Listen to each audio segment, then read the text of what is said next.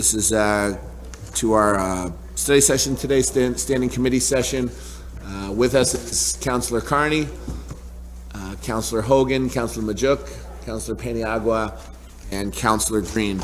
We'll go through the items. I believe the first committee will be Economic Development. President Pro Temp is not here, so I believe Councilor Hogan is going to cover. Thank you, Councilor Driscoll. First couple items, I believe I had Heather. I saw Heather, I thought, come in here regarding a special permit for a car wash. Maybe she didn't come in. She was here. I did. Okay. It's there. Then I got, after that, we have request for $1 million and, oh, there's Miss Lamandella. Should we call Heather, you're up. You're batting first today. I was going to say she was Good afternoon, councilors. 634 South Geddes Street, a special permit modification. This was a car wash in which they took one of the bays and turned it into a light-duty motor vehicle repair. Okay, this is Mr. Saccharin's place, so I'm pretty sure we're okay with this. Thank you. All right. And then the next one is for, while you're up here, is for the Lemoyne College one. Yes, 1135 Salt Springs Road. It's a triangular piece of property near Lemoyne College, and it was a Barnes & Noble gifts bookstore for the college and 2 restaurants. The college has asked to change the 2 restaurants to an entrepreneurial space that is utilized by the college, for educational and university college purposes. And that was approved as well. Are you aware of that, Mr. Driscoll? That's your council district, isn't it? Yeah. Are you okay with that, sir? I'm okay with it. Yeah. Just out of curiosity, Yes. are they going to be opening up like retail space again for like almost like what we No, know? this is strictly just for the college, Okay. for learning and Okay. Okay. college use, yes. Okay. Hearing no questions, I'll call both those items ready for, push them on the agenda. Thanks. Thank you. Ms. Lamandella. And now the next one is the business corridor ARPM. Good morning, councilors. How are you? Judy Delaney is going to be passing out, just for some context, all the Economic Development Committee members should have received a 2-page outline on the program, but Judy's got some extras too for everyone to follow along. So the item that you have before you would be seeking to authorize $1 million in American Rescue Plan funds to establish a commercial corridor grant improvement program. So to just talk through a little bit of the context and then happy to take questions, the $1 million would go towards commercial as well as mixed-use properties really located throughout the city, but particular emphasis will be placed on priority corridors through the Resurgent Neighborhoods Initiative. So think of areas like South Salina Street, like Butternut Street, like Geddes Street. The structure of the program is that this would be focused on largely vacant properties, or 50% or more of the square footage is not being used actively, really designed to target distressed properties, vacant storefronts, really enlivening and engaging activity throughout our commercial corridors across the city. The other thing about the program is that we are looking to make quality of life improvements, so a category that's a little bit more broad, but thinking about things that will benefit and impact more than just one single commercial property. Lighting improvements, looking at shared parking if there's ways that customers can benefit and frequent an entire corridor. And the program is going to be structured where costs that could be eligible include exterior enhancements, activating a storefront or making improvements, potentially making it a vanilla box or a space that's ready to move in, as well as other exterior improvements, new awnings, new masonry work, facade work, really designed to beautify and improve and activate our corridors.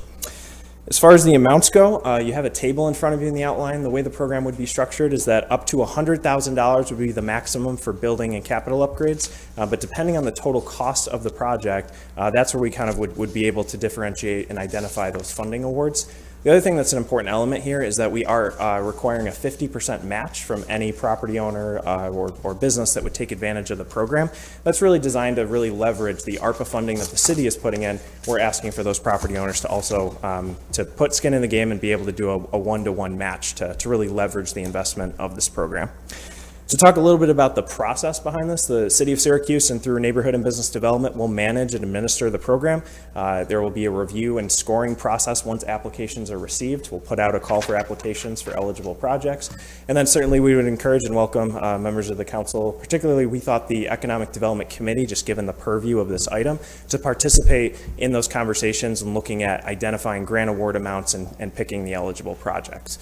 The final thing I just want to mention too, a unique element of this program is that we are going to make funding potentially available for pre-development expenses. When you think about some of the largest barriers or hurdles for some projects to get off the ground, oftentimes it's the ability to retain a design professional, an architect, really and someone with the expertise to walk them through the process when meeting with the Central Permit Office and going through zoning and other requirements. So by in the program, what we've are seeking to do is allow up to $10,000 for property owners to take advantage of that after they've been awarded, approved, and they signed all the contracts.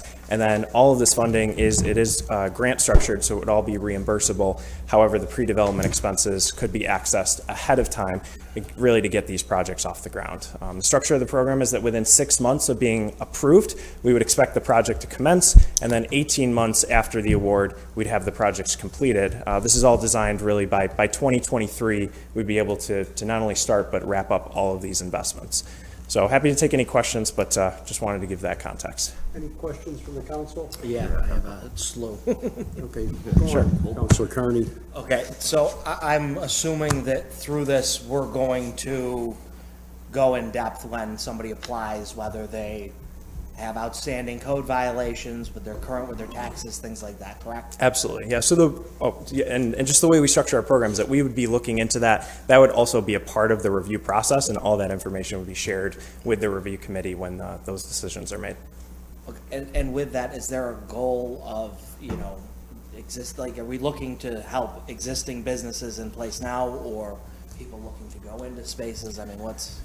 So I think the answer is both. So I think if you have a property owner that certainly has wanted to make improvements but has lacked the capital or the investment to be able to do it, you could do it in that circumstance. Also, if you have a tenant that is looking to move into a space but it's just not move-in ready, there's equipment upgrades or there's actually improvements to the space that are needed, a property owner and a tenant can work together to be able to apply for the funding to use. But we do have a requirement. This is a 5-year term, so we would need, certainly the building owner would have to be retained for that 5-year period, and that we do put a lien on the property as well. Again, it's all grant-based, but we want to be able to just make sure all the program requirements are being complied with. Yeah, I guess my final question just partially answered there. So that lien that's put onto the property, is that the only way that we can, For recourse? Yeah, I mean, I need punitive, because, my concern is that we get into a situation where, somebody presents us with a plan, promises us they're going to do all this work, and then takes the cash and does nothing with it. So it's a great point. A couple of ways of recourse would be completing the project is how you access the strong majority of this funding. It's reimbursable in that way. I do mention that small, maybe 10% portion that you'll be able to access for pre-development, but keeping in mind, no funding will be expended until you've already signed your contracts. We know who your architect is. We know you have a design team. We just want to make sure these projects are in the pipeline, they're ready to go, and that they have a qualified team behind them. Okay. Councilor White? Yes, thank you, Councilor Hogan. So my first question would kind of dovetail off of what Councilor Carney was asking, and would part of the review in the application process, would that include a review of the business's viability, right? So to ensure that they're going to still be there 5 years down the road? Sure. Yes, I think the way that we would look at this is that the property owner has, I think, the biggest responsibility here, because the lien will go on the property itself, of course. And so the ability to have a space that's ready for a tenant to move in, or if there is potentially an existing storefront but you're just making improvements there, I think we want the property owner and their tenant to work very closely together on what this project looks like. But in terms of viability, that's part of the assessment, is that we want to make sure they've identified, do they have contractor bids? Do they already have an architect identified that's going to work with them? These are the types of questions we want to make sure they've thought about before they come to us. Certainly. And you might have answered this, but is this program going to be administered through your department itself, or are we going to contract with, say, for example, Sedco or somebody else to run it? Yeah, great question. So this would be the city of Syracuse. Now, the staff, the same people who are operating Sedco would be our team as well. However, this would be the city would be making those awards. The city would be making those allocations. Sure. And do you know about how much of the $1 million that you're asking us to approve would be eaten up or used by administrative costs? Sorry, I just didn't catch the Yeah, last part. how much of the money that you're asking us to be approved is going to go towards administrative costs? Sure. Well, no administrative costs are built into this program at this point. Now, the city, we have expertise and experience running other Main Street programs. This is almost like a Main Street program, but we get to structure the terms instead of New York State. But this would essentially be run by our existing team in-house. Understood. And then my final question would be, is there going to be any differences between the maximum awards between the quality of life projects versus the capital improvement projects? Because it seems to be that there's a slight difference there in that only a 20% match is required, and then versus the 50% match for the Yeah, so capital. part of the logic behind the match differentiation is that certainly with a building and property owner, there is money to be gained from this and there's revenue that a property owner can gain. The quality of life improvements, it might be a little bit harder to see the revenue and how that applicant, if it's a community organization that is applying. But as far as the maximum awards, 100,000 is very clear for the capital improvements. There's a little bit more flexibility when it comes to the quality of life improvements, just to really, I think, we want to get a better sense of what are the types of projects and opportunities out there in the community that the corridors could benefit from, and just we don't have a full grasp on if potentially it needs to be over that maximum award. Understood. Thank you. Thank you. Eric, I think, I'm just looking, you've listed 10 different business corridors. Yep. And we're asking for $1 million. So one of the questions I think we should look at is that enough? I don't think that's enough. I would like to see $2 or $3 million devoted to these corridors. Another thing is, there's no provision about, I see anyways, maybe I missed it, about newer buildings. It's only to rehab older buildings. And some of our business quarters that used to be business quarters, I'm thinking particularly of Geddes Street, there's hardly any buildings on the east side of Geddes Street anyways. Sure. So I would like to see maybe it widened to include maybe possible new structures. Councilor Bay, I talked to him, and he would like, of course, he's pushed for the money to be invested in our business quarters for a long time, as have many of my fellow councilors. So he wants this held, I imagine, for a meeting on this. So we're going to hold on to this and not advance this to the agenda, but it's a great, I love the idea. Are there any other questions from my? Eric, do you think, as you award this grant, will the ability for each individual grantee ability to build the pay, would it be put into consideration? I just want to make sure I understand the question, Counselor. So in regards to the leverage that you're talking about, or the? Leverage, yes. So say if I'm applying for this grant. Yes. As a developer, would my ability to pay for any renovation, would it be considered? It will. But then in addition to just the leverage itself, we also want to make sure that any of these applicants understand the access to capital to finish the project. So we're talking about mostly it's reimbursable. However, we have within the city, we have SEDCO to provide lending. So initially to get the project across the finish line, there will have to be an investment made by the property owner, but that could be through a private lender that they already know and have a relationship with. They could seek to apply to SEDCO in combination with this grant award, but they need to finish the project in order to access the grant funding, and that's one of our requirements for the program. Okay, so I'm going to hold this probably for a committee meeting, I imagine, Councilor Bay. Thank you, Okay. Councilor Driscoll. I do have one other, I don't know if this is an economic development, maybe Mr. Conroy could give me some guidance on this. Request for legislation. Look at the personal item from Councilor Bay.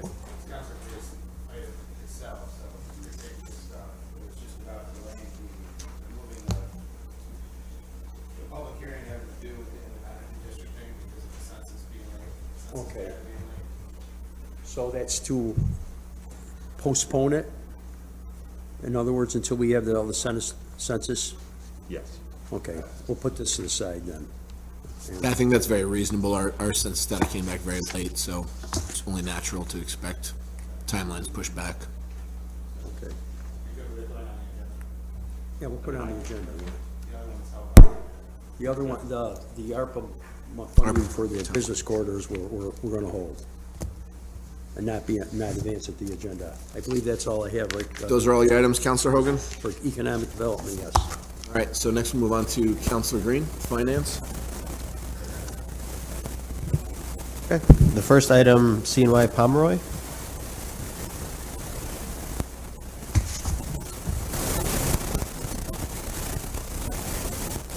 Morning, Councilors. Matt OJ, Deputy Commissioner of Assessment. So back on July 7th, it looks like our office requested and received approval to get an appraisal done for tax certiorari purposes for 2922, 2928 East Genesee Street, Dollar General and adjacent vacant storefront. Apparently, in our correspondence with the appraiser, we didn't communicate that we need this current tax year appraised or assessed, in addition to the other four. We've since discovered, of course, that this is at issue and we do need it appraised. So we're coming back to ask for an additional $1,000 for the already approved appraisal. Any questions on this item? Everyone comfortable moving this one on? Okay. The next one is a change in the cut and clean charge for 830 Butternut.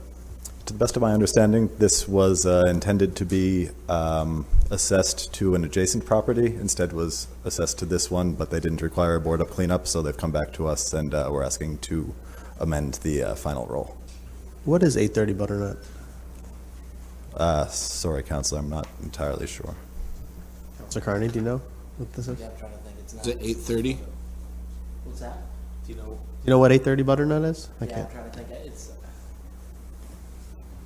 I think it's one of those multi-family houses. I think it might be it's either the four-family or maybe one of the ones down from it. I think it's one of the multi-family houses that's over on I do that. believe it's a residential property and not commercial, yeah. Yeah. Is everyone comfortable moving this one on? Yes. Okay. Thanks all. Thank you. The next one, I believe it's Budget Director Rudd. It's funds relating to the Water Department. Commissioner Awald, whoever's better.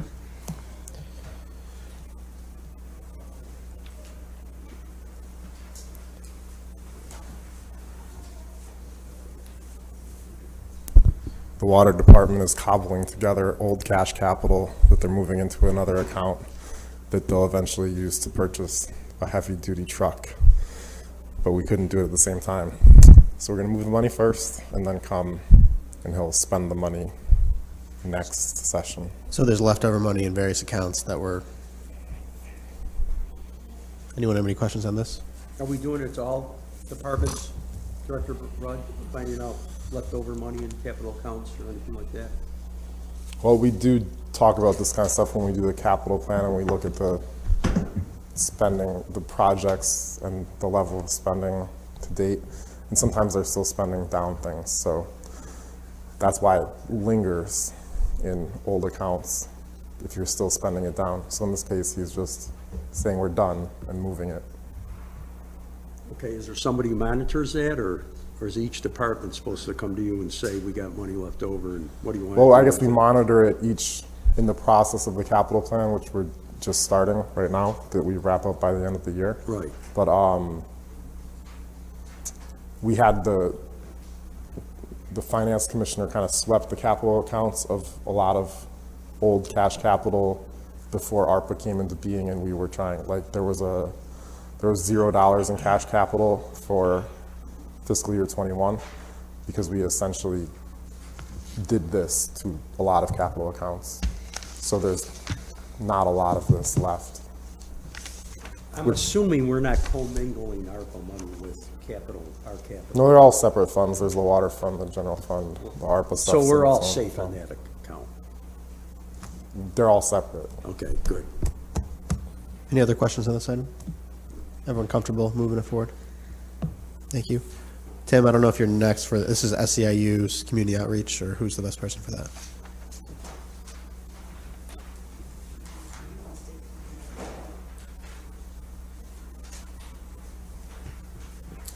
Good morning, Councilors. Janet Burke, the Director of Research.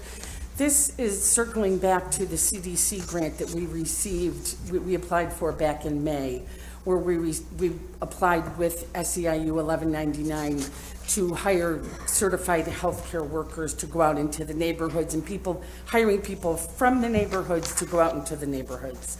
So now we're asking you if we can, the budget director is here asking for a waiver in order to enter into a contract with 1199, and also to enter into a contract. We have the CDC contract. We want the waiver and enter into the agreement. Once the program starts, how do we monitor the effectiveness of it and make sure that everyone's doing what We they're are supposed to. actually, part of the budget is to hire a program coordinator here in the city to work specifically on that grant and with 1199. So is that a temporary job for a city employee? Correct, yeah, it's a grant-funded position. Okay.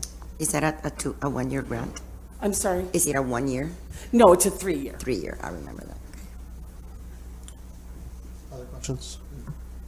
Is everyone comfortable? So they are employees of who? They're employees of us? No, they're going to be employees, the health workers are going to be employees of 1199. The union. And we're going to be paying them from the grant, from the city was the grantor. We're going to be paying them through 1199. We'll pay the healthcare workers. Then they go out and assess, evaluate the health conditions in Correct. different neighborhoods and all that? Yep. And so liability-wise, who covers them? 1199? My understanding is 1199, but I will double check that for you. Okay. No. Are they hiring new people or are these existing? Oh, Existing. Are No, they existing? they're hiring new people now. They've already started looking for people, and they have a list of people that are very excited, and they're ready to get to work. So I got to ask this question. So are they union people? When they're working for the union, are they union? They're part-time employees. I would assume so, but again, I'm not sure. I will ask that question. Okay. That's just me being. If not, Counselor, we can pick it 11. Well, yes, I know we'll pick SEIU. Yeah, okay. Okay. Thank you. Thank you. All right, I believe that's all the finance items, so Counselor Driscoll, turn it back over. Okay. Thank you. So I believe next we'll go back to the prolific, eminent Counselor Hogan Oh, thank you, for the Parks Committee. Councilor Driscoll. We have the Good afternoon. commissioner here. Good afternoon, Julie She's LaFave, going to Commissioner. talk about Christmas. Commissioner of Parks and Recreation, thank you. First one is to enter, or request a waiver for us to do, like you said, the Christmas event. Holiday Hayride's a very popular event. We have been unable to find anybody who can do this, who can bring their horses and their wagon, so we are requesting a waiver for this item. Any questions from my Parks Committee? No. No questions for Councilor Driscoll? Hopefully the Q-Squines program will expand and we'll be able to cover this sometime in the future. We can, that's a good idea. We can see if we can somehow loop them in. Yeah. That's a good idea. Okay, the next one is to extend the contract with Mackay's. We did not extend the contract last year because we didn't have the capacity of our full rink operation, so we technically skipped last year as a contract extension, so we're just asking for that extension this year for skate sharpening. Okay. Any questions? Final item is to request authorization to pay the band that we have selected for tree lighting, which is going to be in person again this year. Any questions? What did you select? It's actually the same band that we've had the last 4 years. They've been extremely popular. Trump Tight 315. Any questions? Continue to lobby them to change their name, but beyond that. We should just say trumpet tight, yeah. Or it has multiple meanings, the phrase, by the way. Those are all my items, though. It's good. Commissioner, if you could extend our condolences, the city, from the council to the city parks department, their staff. You know, we lost a great parks employee who was just recently retired, Billy Gleason, so if you could extend our That means a condolences. lot, and I will definitely extend those condolences. Thank you. That's all I have. Thank you, Councilor. Thank you, Counselor Hogan, and yes, our regards to the Parks Department and Mr. Gleason's family. He was a great employee. Up next, we have Counselor Carney with the Department of Public Works. Okay, first item for DPW, looks like a parking agreement with Carnegie Management. Afternoon, councilors. Corey Dunham, Chief Operating Officer. So this is an agreement, entering into agreement with Carnegie Management, which owns the Washington Place, the revised 9X building at the corner for 24-hour parking spots in our Fayette Street parking garage. What's that going to do? Oh, I'm sorry. Do you mind? What is that going to do to overall capacity? I can get you the numbers. I mean, we're getting close for the Fayette garage. Initially, this company was hoping to purchase more, but 20 was about all we could offer them. So I can find out what the Okay, and capacity Courtney, is. Is that going to be, because I know the lower level there is like, there's like a part that's like 24 hours, that's for everybody else. Are they going to be using the same spaces, or is it going to open the whole Yeah, I mean, garage? I think the hope is that with the upgrades in technology that council approved, that we're going to be able to offer round-the-clock access. So, but I can get those details to you as well as the capacity. Certainly, thank you. Of course. Are there any other questions on this item?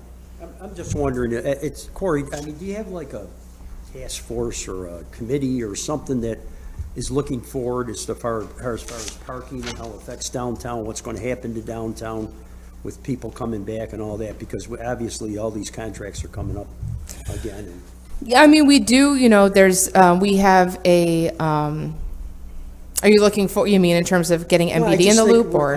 with the amount of people that are living downtown now, plus, I know that sometimes they're looking for more than just temporary parking, and then also how businesses are coming back. Mm-hmm. And we monitor the businesses that have come back full capacity, and how that's going to affect our parking. Yeah, no, that makes sense. I mean, we have a weekly meeting with Laz, myself, Pat Monin, a representative from MBD, to go over, how things are going, what the capacity is at, what kind of new contracts we're looking, we haven't really had any major folks cancel on us, so, that hasn't been part of the conversation. Obviously, if that happened, it would be, but I think you're right. It would make sense to kind of have, whether it's quarterly or something, some sort of check-in with everybody to make sure that we're all on the same page.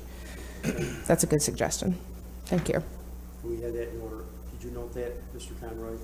That's a good, it's on, Good suggestion. it's on camera. Hello. It's a great suggestion by Councilor Hogan. Mark the date and time.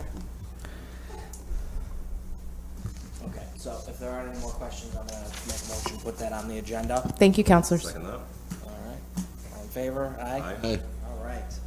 So the next two items, it appears that's intermunicipal agreement with Onondaga County for green infrastructure, it's the bonding and the actual agreement. Want to just walk us through what that is? Yeah, this is just, good afternoon, Councilors. Jeremy Robinson, Commissioner of Public Works. This is just an agreement with the county to reconstruct, I think, Foreman and Water Street. They're doing a Save the Rain project down there where they're replacing some piping and some catch basins, and then we're going to go behind it and mill and pave. Okay. Are there any questions? I'm sorry, what's the boundaries of where it's going? It's Water Street from Almond to Beach, I believe. And on Foreman, it's, Jesus, I need my glasses. From South Beach Street to Water Street. And when is this supposed to be? It's, won't be completed till spring. Sounds good. Running out of time, kind of, right now. Yeah. Hopefully no snow until February. Wishful thinking, right? We can always dream. Are there any further questions on those items? No, I'm gonna make a motion to put them on the agenda. Second. All in favor? Aye. Okay, and next item appears to be amending an ordinance with the town of Camillus. Yeah, this is just us. We created more sweeper waste than we anticipated, and we need more money to haul, so. Okay. Any questions on that one? No? Okay, make a motion to put it on the agenda. Second. All in favor? Aye. Okay, great. Thank you. Okay, the next two items, or the last two items, are right there with water. First one's grant application.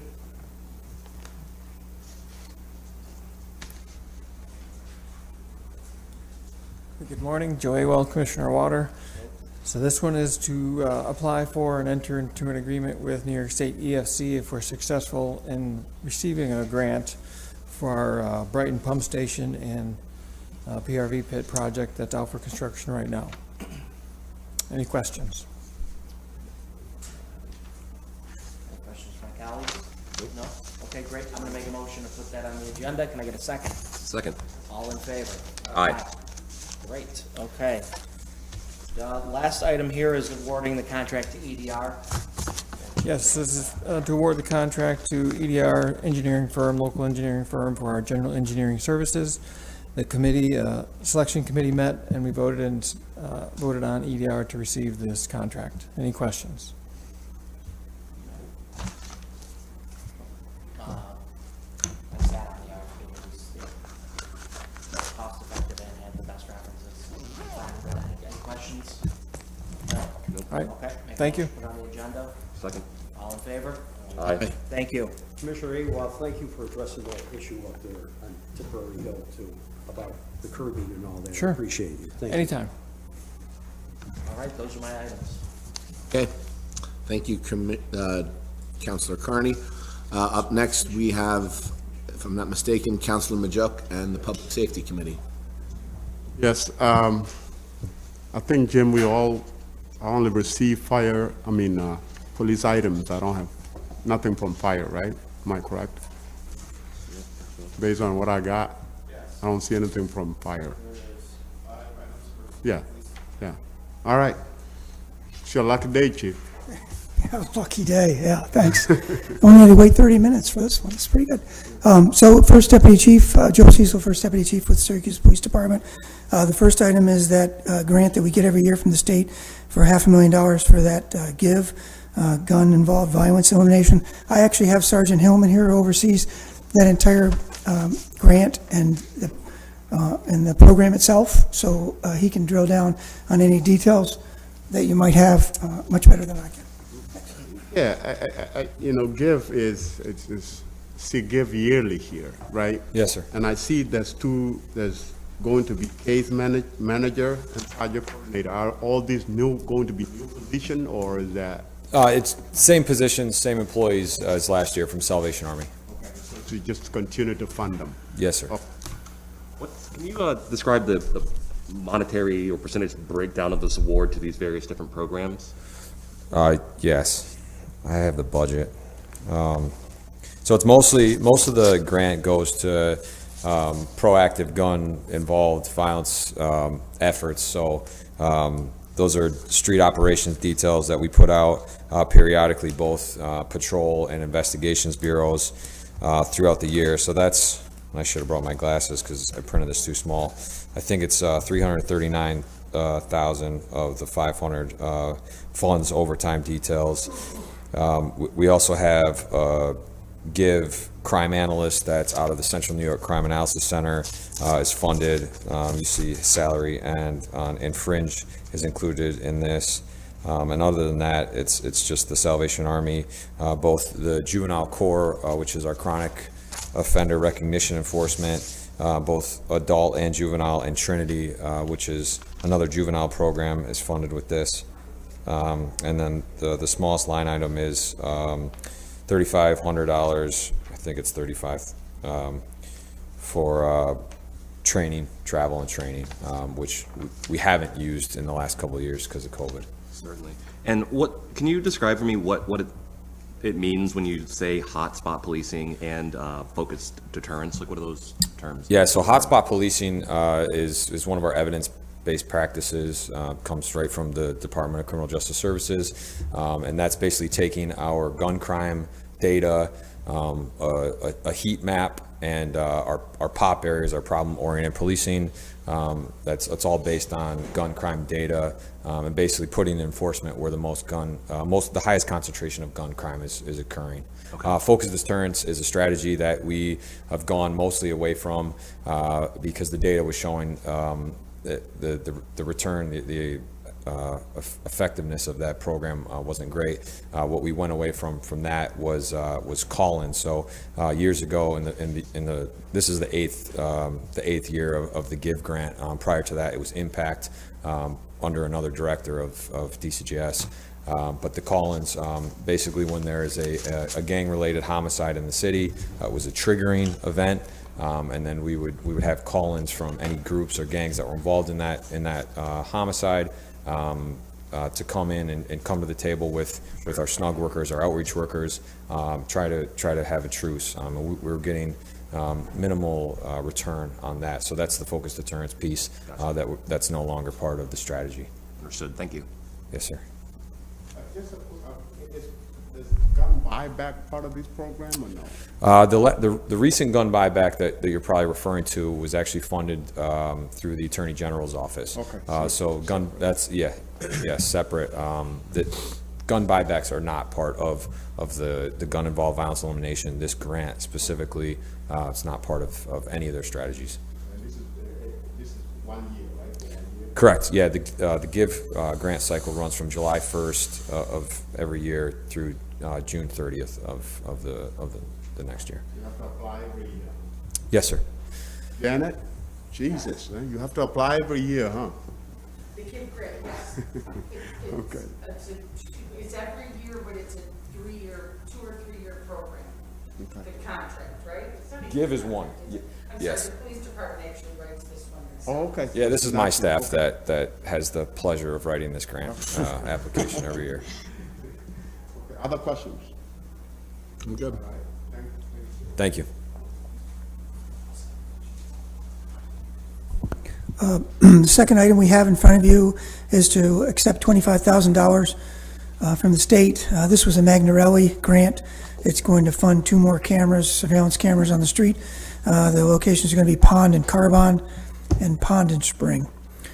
This was awarded, I know he came and met with neighbors quite a while ago, and this just came to fruition now. I know we're going to get Avery Avenue in there one of these days, aren't we, Chief? I thought that was coming right out of your pocket. Well, that's okay, you know. Yeah, I think we'll get it, Pat, yes.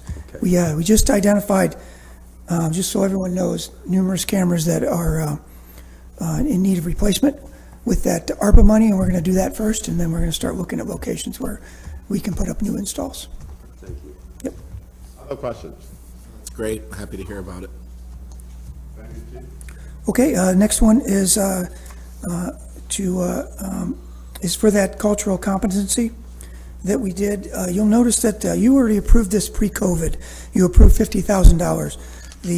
The amount here is 90, and the reason is we were originally, before COVID, going to do this in a 2-year period. We were going to do 50% of our personnel 1 year and 50% in the other year.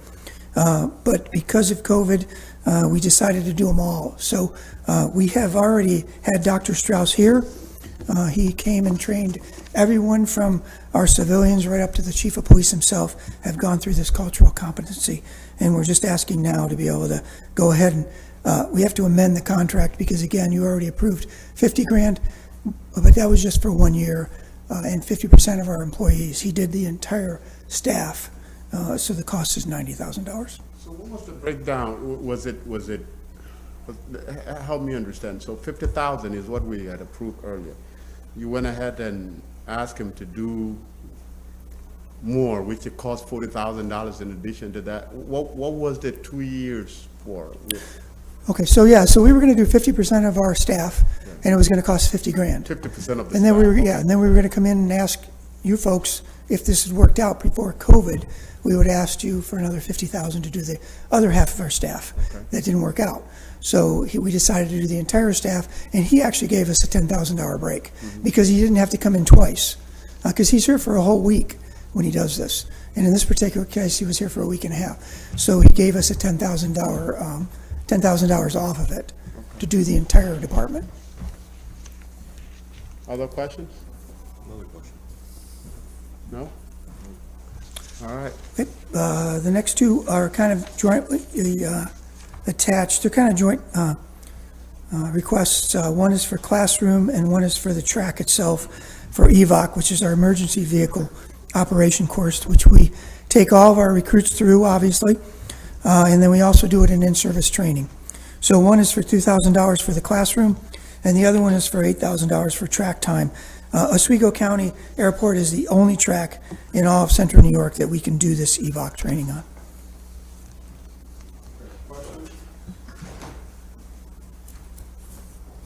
Is that it, Chief? Yeah, I think that's it. All right. Thanks. Can we move them, Counselor? Yeah. Thank you. That'll be it. Thank you. Okay. And Counselor Allen does not have any neighborhood items, so that concludes our meeting. So, thank you all very much.